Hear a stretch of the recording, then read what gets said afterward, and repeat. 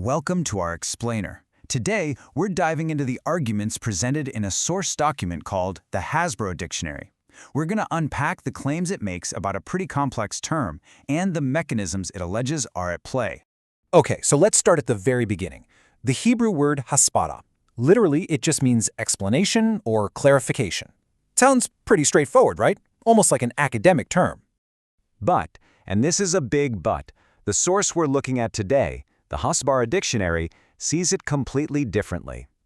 It argues that right from the founding of the Israeli state in 1948, this word took on a whole new life. It became, as the source describes it, a systematic propaganda tool, one designed to completely reshape reality. So, the big question is, how does this alleged system actually work? Well, our source first points to the weaponization of language, especially when it comes to military conflict. It argues that very specific words are chosen to manage how the public sees what's happening. The source claims that this really technical, almost sterile jargon gets used to soften the harsh reality of violence.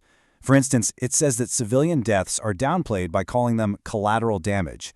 That's a military term that kind of frames these deaths as just an unavoidable secondary consequence. And this reframing doesn't stop there. According to the document, it also applies to how the conflict itself is named. Things that might be investigated as war under international law are instead presented to everyone as a more controlled, more legitimate operation. This linguistic strategy, the document argues, goes even further, right into civilian infrastructure. It alleges that by redefining places like hospitals, schools, or mosques as military targets, and it cites the case of Al-Shifa Hospital in 2023, they are effectively stripped of their protected status under international law, which then justifies attacks against them. And you can see how this all builds up to what the source highlights as a really key tactic, the human shield argument. This rhetoric, it claims, does something very specific. It shifts the legal and moral blame for civilian casualties away from the attacker and puts it right onto the victims themselves, essentially for being in the way.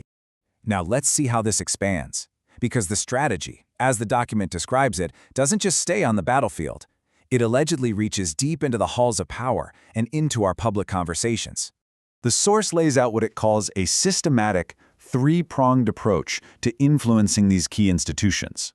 We're talking about tactics aimed at paralyzing international courts, deflecting any criticism of Israeli state policies by labeling it as antisemitism, and pressuring universities and colleges to control the historical and political story being told.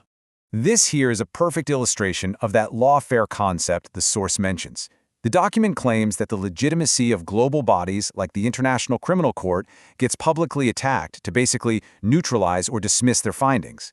They get framed not as impartial courts of justice, but as biased political groups. All right, so let's bring this into the 21st century. The source argues that these exact same strategies have been retooled for our hyper-connected world, turning social media into a new, and maybe the most critical, battleground for information. So, the document claims that what it calls Hasbara armies, these are coordinated networks of users and bots, are active across all the big digital platforms. It alleges they use a whole range of tactics to control the flow of information, like boosting pro-Israel content and suppressing any opposing views.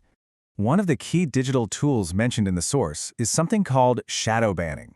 This is where pro-Palestinian content is allegedly made invisible by the algorithm to a wider audience, but without letting the user know.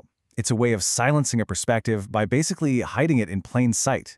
So at the end of the day, when you put it all together, digital censorship, bot armies reporting posts as spam, manipulating hashtags, all of these methods are framed by the source as part of a single, coordinated, and constantly evolving strategy. But this is where the document we're analyzing takes an interesting turn. It suggests that after decades of this system being in place, this whole information structure might actually be starting to crack, especially now with new media and a more skeptical global audience. The argument here is that public opinion around the world is starting to question these techniques. The source specifically claims that the anti-Semitism shield is becoming less effective at just shutting down all criticism of Israeli state policy, because people are making a clearer distinction between the state and the Jewish people. So, the source we've explored today, the Hasbara Dictionary, doesn't wrap things up with a neat little answer. Instead, it leaves us with this really provocative question. It's asking us to think about our own role in all of this, in this information ecosystem, and it really challenges the whole idea of being neutral in a world of manipulated narratives.